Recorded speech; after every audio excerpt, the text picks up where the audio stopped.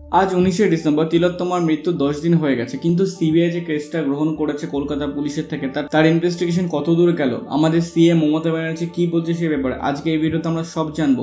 আজ যে কনস্পিরেসি থিওরির কথা অনেক জায়গায় চলছে, যে স্ক্রিনশটগুলো ভাইরাল হয়েছে, যে অডিওগুলো ভাইরাল হয়েছে, সেগুলোর সত্যতা আমরা যাচাই করতে পারবো না, বাট তো সেগুলো কিসের উপর বেস করছে। আমার মতে আজকে যদি আপনার বাড়িতে কোনো সমস্যা হয় সেটা কারা জানবে? নিশ্চয়ই আপনার পাশের বাড়ির লোক বা আপনার বাড়ির লোক। আপনার বাড়িতে কোনো সিসিটিভি না থাকে তাহলে আজকে আপনার বাড়িতে কোনো দুর্ঘটনা ঘটে তাহলে আপনার বাড়ির লোকই জানবে। তো এই সিস্টেমের মধ্যে যারা আছে তারাই কিন্তু এই সিস্টেমের যে ভুল হচ্ছে সেগুলো ব্যাপার জানে। আজকে আপনি যদি একটা কলেজে পড়েন, সেই কলেজের যে সত্যতা আছে সেটা আপনি জানতে পারবেন। বাইরে থেকে কলেজটা অনেক ফ্ল্যাশি লাগতে পারে, কিন্তু কলেজের মধ্যে সত্যতা আছে সেটা কিন্তু আপনি একমাত্র জানতে পারবেন। তো সেমভাবে আরজি করের যে কথাগুলো ভাইরাল হয়েছে, যে টোনে ভাইরাল হয়েছে, যে মানে অডিওগুলো যে টোন, যেরকমভাবে নার্সটা কথা বলছে, মানে ওরা ওই সিস্টেমের একটা পার্ট, ওরা সবই জানে, বাট ওরা তার বিরুদ্ধে কি করবে? কারণ সেগুলো অনেক বড় বড় পাওয়ার। যেমন আমরা দেখতেই পাচ্ছি যে এত 10 দিন হয়ে গেল, বাট স্টিল গভর্নমেন্ট প্রোটেক্ট করে আছে তাদের, স্টিল গভর্নমেন্ট ট্রাই করছে কী করে এভিডেন্স মেটানো যায়, কী করে মানে যারা দোষী অ্যাকচুয়াল যারা রেপিস্ট তাদের যেন কোনো ট্রেস না পাওয়া যায়। তো সেটা ওরা চেষ্টা করছে। কলকাতা পুলিশও সেমভাবে, কলকাতা পুলিশ আজকে মাঠে নেমেছে, রেপিস্ট ধরতে পারছে না, বাট নর্মাল মানুষ যারা প্রোটেস্ট করছে তাদের মারছে। 163 ধারা স্টেডিয়াম এবং তার আশেপাশের এলাকাতে লাগু থাকে।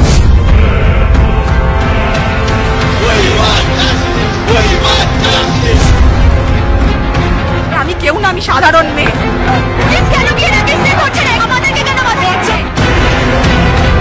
আমরা থামবো না, এটা পরিবর্তনের রূপ, পুলিশকে জবাব দিতে হবে।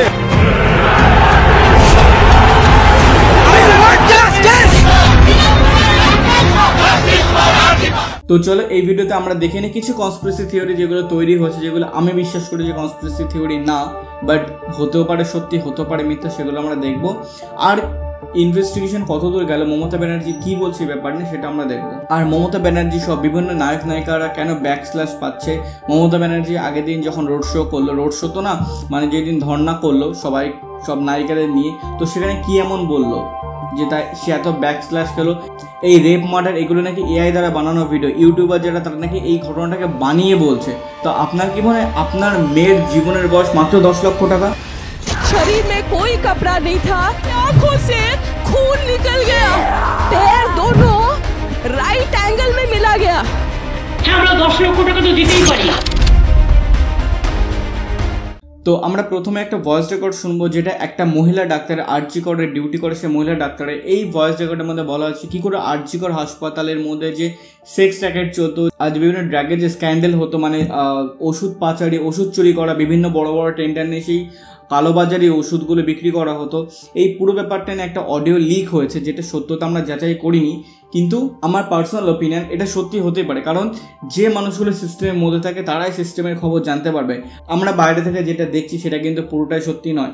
এই কথায় আমার একটা কথা মনে পড়লো, সন্দীপ ঘোষ যে কিনা আরজি করের প্রাক্তন প্রিন্সিপাল এখন, সে কিন্তু ইনিশিয়ালি আরজি কর থেকে ইস্তফা দিয়ে দিয়েছিল, পদত্যাগ করেছিল, এবং তার 8 ঘন্টার মধ্যে ক্যালকাটা মেডিকেল কলেজ অ্যান্ড হসপিটালে তার বদলি হয়ে যায় ওখানটায়।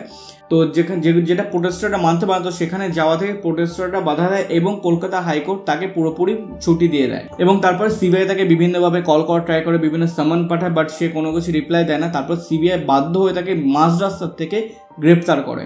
যে মানুষটাকে গ্রেপ্তার করে সেই সন্দীপ ঘোষ কিন্তু একদমই ইনোসেন্ট না, আপনারা জানবেন ইনোসেন্ট না, আমি তবুও আর একবার বলে দিচ্ছি, সে কিন্তু একদম ইনোসেন্ট না। সে যখন রিপোর্টারের সামনে আছে সে বলছে আছে 2 বাচ্চা আছে, তাদের জন্য আমি যে সোশ্যাল মিডিয়ায় ব্যাকস্ল্যাশ পাচ্ছি আমি সেগুলো মানতে পারছি না, আমার বাচ্চাদের কীভাবে এই জন্য পদত্যাগ করেছে। কিন্তু এই মানুষটাই কিছুদিন আগে বা কিছু বছর আগে যখন সে নিজে প্র্যাকটিস করতো বাড়িতে, তখন তার স্ত্রী যখন বাচ্চা প্রসব করে, তো বাচ্চা প্রসবের 14 দিনের মাথায় সেই স্ত্রীর পেটে লাথি মারে, এবং সে লাথির জন্য সেই স্ত্রীর পেটে যে সেলাই থাকে সেটা ছিঁড়ে যায়। তো এই হচ্ছে সন্দীপ ঘোষের ক্যারেক্টার, আপনারা দেখুন। তখন সন্দীপ না, doctor S Ghosh, orthopaedic surgeon, এই বাড়িতেই চিকিৎসার জন্য লোকজন আসতো। তার বাড়িতে একবার একটা গণ্ডগোল হলো, আমরা সবাই আসলাম। গণ্ডগোলটা কি, যে তার ওয়াইফ, সেই সময়কার ওয়াইফ, তার বাচ্চা হয়েছে মাত্র 14 দিন, সেই অবস্থায় তাকে প্রচণ্ড পেটে লাথি মারে। কথা ভালো ছিল না, ব্যবহার অত্যন্ত খারাপ ছিল, ওনার মায়েরও ব্যবহার ওনার থেকে আরও বেশি খারাপ ছিল।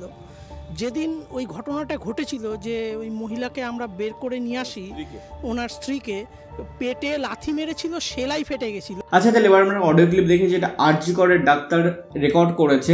একটা অডিও ক্লিপ যেটা হোয়াটসঅ্যাপে সেন্ড হচ্ছে। অ্যাকচুয়ালি দুটো অডিও ক্লিপ আছে। একটা অডিও ক্লিপ হচ্ছে 6 মিনিট 45 সেকেন্ডে, যেটা আমি এই ভিডিওতে দেখাচ্ছি, আর পরের ভিডিওতে আর একটা অডিও ক্লিপ দেখিয়ে দিচ্ছি। আমি সোমা বলছি, সোমা মুখার্জি। এত কষ্ট হচ্ছে ভিতরে যে হসপিটালে বসে থাকতে পারছি না। আমাদের সব ডাক্তাররা সবাই খুব ডিস্টার্বড। আজকে তো ওপিডি বন্ধ রাখা হয়েছে। তোরা জানিস সমস্ত ঘটনা শুনলাম যা মানে সত্যিকারের ঘটনা, যেটা আরজি করের ভিতরের যে ডাক্তার তারা তাদের বন্ধু বান্ধব মারফত এটা ছড়িয়ে মানে এসছে আমাদের কাছে। অ্যাকচুয়ালি যেটা ঘটেছে সেটা হচ্ছে, আমি শুনে তো মানে বিশ্বাস করতেও নিজেকে কেমন লাগছে রে। প্রত্যেকটা আমাদের প্রত্যেকটা মেডিকেল কলেজে, বিশেষ কলকাতার সরকারি মেডিকেল কলেজগুলোর প্রিন্সিপালরা, ডিপার্টমেন্টাল হেডরা, প্রিন্সিপালরা বিশেষ করে, তারা পাশ করানোর জন্য স্টুডেন্টদের কাছে রীতিমতো টাকা নেয়। যেসব স্টুডেন্টরা, ইন্টার্নরা, পিজিটিরা যারা ভালো করে ক্লাস করে না বা থিসিস তারা জমা দেবে, পিজিতে তো থিসিস জমা দিতে হয়, তো যারা এই ফাইনাল পাস সাপ্লি পাই, ইন্টার্নের কমপ্লিশন দেবে, ইন্টার্ন হওয়ার পর কমপ্লিশন না দিলে তারা রেজিস্ট্রেশন নাম্বার পাবে না, এই সমস্ত। তো এখানে আপনারা বুঝতে পারছেন, যে কোনো দিন পড়াশোনা করলো না, শুধুমাত্র টাকার জোরে ডাক্তারি পাস করলো, এবং সেই ডাক্তারের কাছে আপনি কি সত্যি কি সঠিক চিকিৎসা পাবেন? আপনি আজকে আরজি করে যান, গিয়ে যে চিকিৎসা আপনি পাবেন সেটা কি অ্যাকচুয়ালি সে ডাক্তার পড়াশোনা করে আপনার চিকিৎসা করছে, নাকি টাকার বিনিময়ে সে জাস্ট ডিগ্রি হাসিল করে আপনার চিকিৎসা করছে? এইভাবে তো আমাদের সবার জীবন সংকটে পড়বে। টাকা পয়সা নেই, সমস্ত জায়গাটা আছে।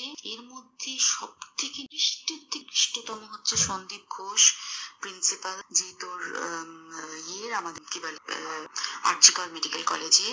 সেখানে ভাব যে ওনার একটা বিশাল নেক্সাস ছিল, যাতে বেশ কিছু ইন্টার্ন, হাউস স্টাফ এদেরকে দিয়ে ওই নেক্সাসটা চালাতেন। তারা ওখানে একটা সেক্স র্যাকেট চালাতো, তারা একটা ড্রাগ র্যাকেট চালাতো। ড্রাগ র্যাকেট মানে ওই যে ওটাতে বলেছে না, ড্রাগ মানে শুধু হেরোইন আর ব্রাউন সুগারের ড্রাগ খাওয়া বা মদ খাওয়া নয়। ড্রাগ মানে হচ্ছে যে কম টাকায় যে ওষুধ পাওয়া যায়, যে ওষুধ না জল ভগবান, সেই ওষুধ কোটি কোটি টাকায় যে টেন্ডার বেরোতো, তার সেই ওষুধ নিয়ে ওষুধ কোম্পানিগুলোর কাছ থেকে কোটি কোটি টাকা, সেই টাকার একটা অংশ যেত পার্টি ফান্ডে। তাহলে সেই জন্য পার্টির একদমই কাছে, পার্টির মানে উপর লেভেলের একদম আসল জায়গার কাছে। এবার উনি এই যে নেক্সাসটা চালাতেন, তাতে তো কোন ইন্টার্নকে পাস করাবেন, কোন পিজিটাকে উনি থিসিস কমপ্লিট করাবেন, সেগুলো সব ভয় দেখিয়ে টাকা নিতেন।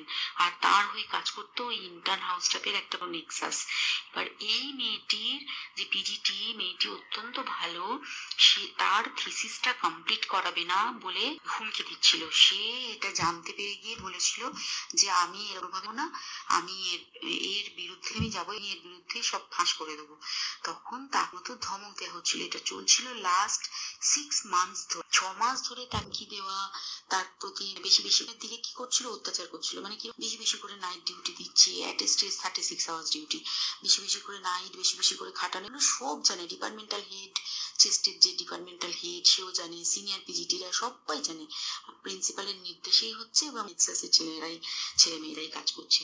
তারা 6 মাস ধরে এটা করেছে। করার পরও যখন ওকে তখন কি করেছে, দিনকে ওরা ঠিক করেছে, যে দিনটাতে এই ঘটনাটা ঘটেছে সেদিন কত প্ল্যান্ড হঠাৎ গেম দেয় সেই ঘরে। ওই সেমিনার প্রত্যেক দিন 4 তলার আরো অনেকেই যারা সিনিয়র পিজিটি বা জুনিয়র পিজিটি তারা কিন্তু বিশ্রাম নিতে যেত। অনেকে সেই দিনকে ও একা বলেছে, যেটা আমি আগের ভিডিওতে বলেছিলাম, ওই রুমটাই কিন্তু যে সেমিনার হলটায় যেত ওরা বিশ্রাম নিতে, যেখানটায় ঘটনাটা ঘটেছে, তো সে জায়গায় কিন্তু সবসময় যেত, অনেকেই যেত। দেখুন, বিশ্রাম করতে একা কখনো যায় না, অনেকেই যেত, কিন্তু সেই দিন কেন সে একা ছিল? আর আমার আর একটা কোশ্চেন, যে সেই রুমে যদি সে তার সাথে এরকম কাণ্ডটা হবে, তাহলে সে অবশ্যই চিল্লিয়েছে। তাকে যখন প্রথম হাত ধরা হয়, প্রথম মুখ ধরা হয়, সে তো হাতটা সরে চিল্লিয়েছে, এদিক ওদিক হাতাপাই হয়েছে, এই জিনিস পড়েছে, ওই জিনিস পড়েছে। আর হসপিটাল তখন নাইট ডিউটি যারা স্টাফ ছিল তারা তখন কি করছিল? একজনও কি তখন সে আওয়াজ শুনতে পায়নি, সে মেয়েটার চিৎকার বা কিছু? ওকে একা রেখে এসেছে, বাকিরা আজকে ঘটছে কাজ হচ্ছে ওই ঘরে। সেদিনকে ওর সাথে যখন খাওয়া দাওয়া করেছে বাকি 4 জন, সেই 4 জনের মধ্যে একটি মেয়ে পর্যন্ত ছিল। সে কিরকম মেয়ে চিন্তা কর, এরা ডাক্তার না জানোয়ার জানি না, আমি জানোয়ার বললেও জানোয়ারদের অপমান করা হয়, কারণ জানোয়ার সমাজে এরকম কাজ হয় না। তো ডাক্তার না কি আমি বলতে পারবো না। সেই ইন্টার্ন মেয়েটি আরেকটি ইন্টার্নের গার্লফ্রেন্ড। তো তার সাথে ওই পিজিটি মেয়েটির ঝগড়া হয়েছে। ঝগড়া হওয়ার পরে তারা তো হুমকি টুমকি দিয়ে চলে গেছে, দিয়ে তারা বলেছে, এবার ও তো জানে না ভালো মনে শুতে এসেছে। তারপরে তারা গিয়ে মদরত খেয়েছে, 7-8 জন মিলে চড়াও হয়েছে। এবং তোরা জানিস যে প্রথমে তার হাত দুটোকে দুপাশে দুজন ধরে রেখেছে এবং সেই কাজে সেই মেয়েটিও সাহায্য করেছে, ইন্টার্ন মেয়েটি।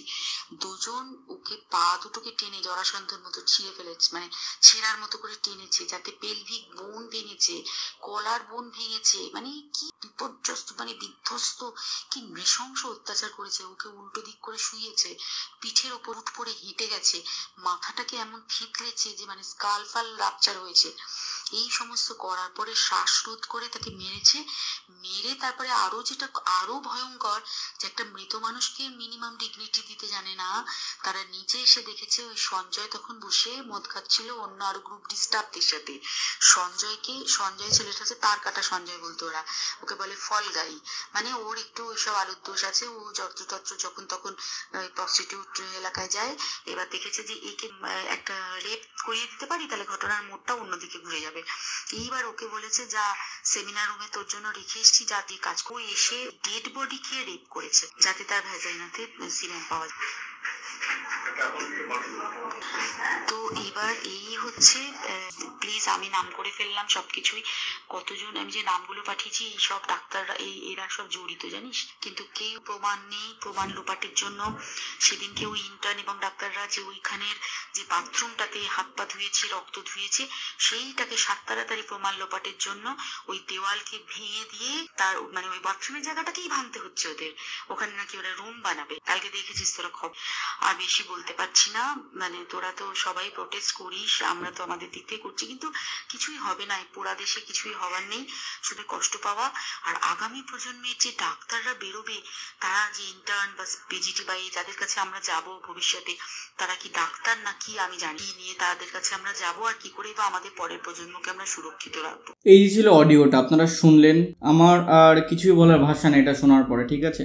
যে কলেজের প্রিন্সিপাল তার বউকে লাথি মেরে তার বউয়ের যে জাস্ট প্রেগনেন্ট মানে বাচ্চা প্রসব করেছে, তা সে সেলাই ফেটে যায়, সেটা প্রিন্সিপাল। আর যারা খুন করলো মেয়েটাকে, মার্ডার করলো, প্ল্যান্ড মার্ডার, এত কষ্ট দিয়ে, অডিওটা আপনারা শুনলেন কতটা কষ্ট দিয়ে নৃশংসভাবে মেরেছে, তো তারাও কিন্তু ছিল ডাক্তার অ্যাকচুয়ালি। তো সেই ডাক্তারের কাছে আমরা যাবো চিকিৎসা করাতে। তারা কিন্তু অনেকে দেখতে ভালো হবে, আচ্ছা এত সুন্দর ডাক্তার, দেখতে চিকিৎসা ভালো করবে, কিন্তু তারা এক একটা মানুষরূপী পশু বলা ভুল হবে, পশুদের অপমান হবে। রিসেন্টলি আপনারা একটা নিউজ পেয়েছেন, পশুদের সাথে মানুষ কি বাজে নির্মমতার সাথে হত্যা করেছে একটা হাতিকে যে প্রেগনেন্ট ছিল। তো এটা পশ্চিমবঙ্গ বলা যাচ্ছে না, মানুষ এরা না একজনও। আমাদের সিএম 10 লক্ষ টাকা দিচ্ছে ফ্যামিলিকে যাতে তারা চুপ হয়ে যায়। আর আজকেই মেয়ের বাবা জানিয়েছে যে সে মমতা ব্যানার্জির যে অ্যাকশন তার উপর একদমই খুশি না। যখন থেকে সে টাকা ডিনাই করেছে, যে মমতা ব্যানার্জি টাকা দেবে 10 লাখ, সেটা ডিনাই করেছে, তখন থেকে মমতা ব্যানার্জি ঘুরে দাঁড়িয়েছে। আর সে মেয়েটির বাবাও খুশি না। গতদিন যখন মোহনবাগান আর ইস্টবেঙ্গলের প্লেয়াররা খেলা বাতিল করে প্রোটেস্টে যোগ দিল, তাদের পুলিশ ডিটেন করে নিয়ে যাচ্ছে। বিভিন্ন অভিনেতা অভিনেত্রীরা কেবল রাস্তায় নেমেছে। শুধু রাজ্য বললে হবে না, আমরা মুভমেন্টে বেরিয়েছি, এটা তো কোনো সলিউশন হতে পারে। সারা বিশ্ব যা চাইছে আমরাও তাই চাই, জাস্টিস চাই। এটা তো আমাদের ব্যর্থতা, ন্যায় বিচার চাইছে। যেখানটা আপনারা জানেন আয়ুষ্মান খুরানা একটা ভিডিও পোস্ট করেছিল, দিশা পাটানি, আমাদের বাংলার যারা সিরিয়ালের কিছু মুখ আছে এবং বাংলার যারা ইনফ্লুয়েন্সার বঙ্গাই থেকে শুরু করে যারা যারা আছে, তারা প্রথম থেকে সাপোর্ট দেখেছি। কিন্তু যারা একদম মেইন স্ট্রিম, বাংলার মেইন স্ট্রিম যে অ্যাক্টারগুলো, তারা কিন্তু এখনও কোনো রকম কোনো রেসপন্স করেনি।